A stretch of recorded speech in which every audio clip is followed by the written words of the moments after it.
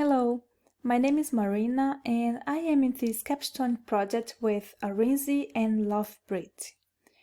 We want to discuss the use of PRN medications, seclusions, and restraints as first-line de-escalation technique in healthcare settings. So, what is our challenge?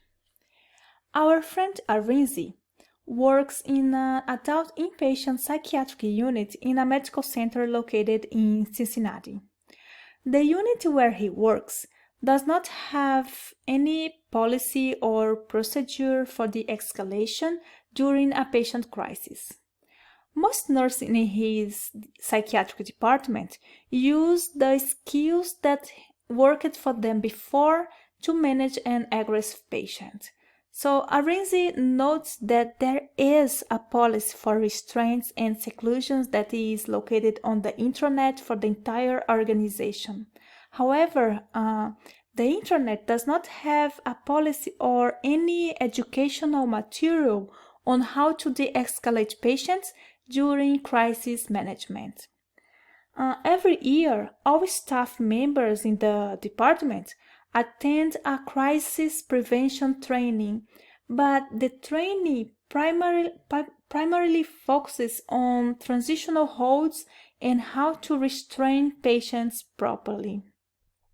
We know that PRN sedative medications, seclusions, and restraints are commonly used to manage patients with aggressive behaviors. So initially, our group wanted to explore the psychiatric patients' perceptions regarding the use of these methods. However, when we had to do the target population assignment, we realized that interviewing patients experiencing mental health issues is not simple because they are considered a vulnerable population.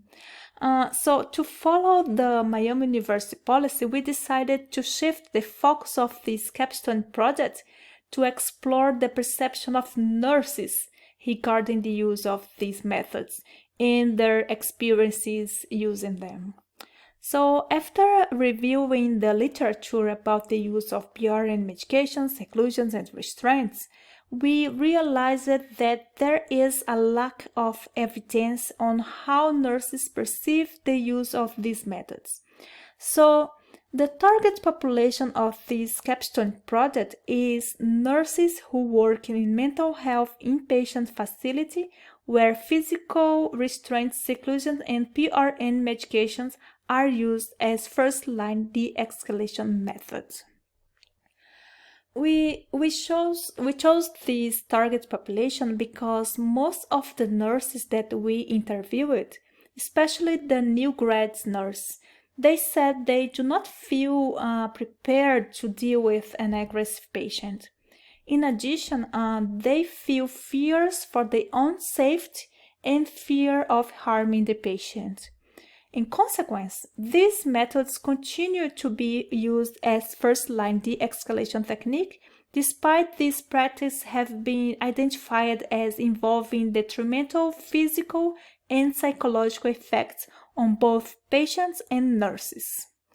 It is important to say that there is little research about the efficacy of de-escalation, and there is no guidance on what the gold standard for practice is.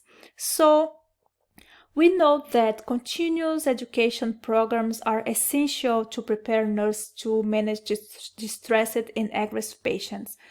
But our group wanted to develop, describe, and implement a simple tool that can be used as a framework of reference for the new nurses to assist them in effectively managing patients in distress.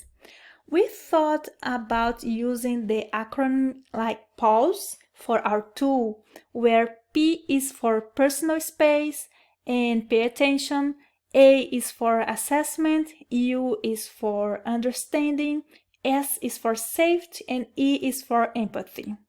Of course, we still need to develop and expand the meaning and the steps of each letter, but the idea here is to have an easy reference on how to de-escalate aggressive patients to assist the new nurses in what to do in these situations.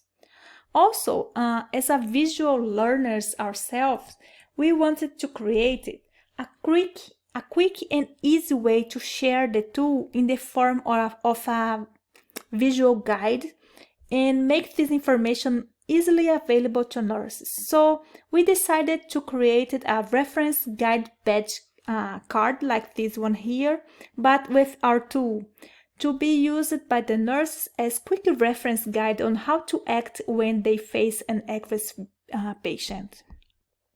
Finally, if you have any feedback on our idea, we would love to hear it from you so we can improve our prototype. Thank you.